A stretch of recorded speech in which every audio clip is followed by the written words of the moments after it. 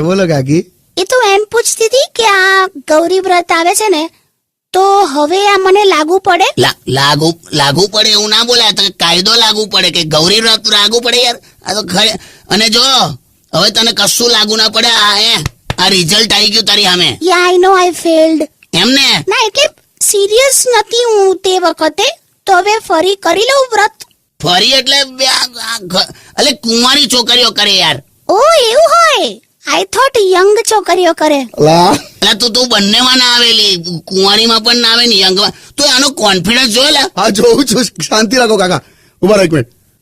કાકી હવે તમારા મેરેજ થઈ ગયા છે, હવે જો તમે ગૌરી વ્રત કરો ને તો એવું લાગે કે તમે કોઈક બીજાની શોધમાં છો. હવે તમે પણ છે ને બીજી છોકરીઓને જોવાનું બંધ કરી દો, તમે કમિટેડ છો. એ કેવું લા, માણસે ઉપવાસ રાખ્યો એટલે મેનુ કાર્ડ તો જોઈ જ શકે ને યાર.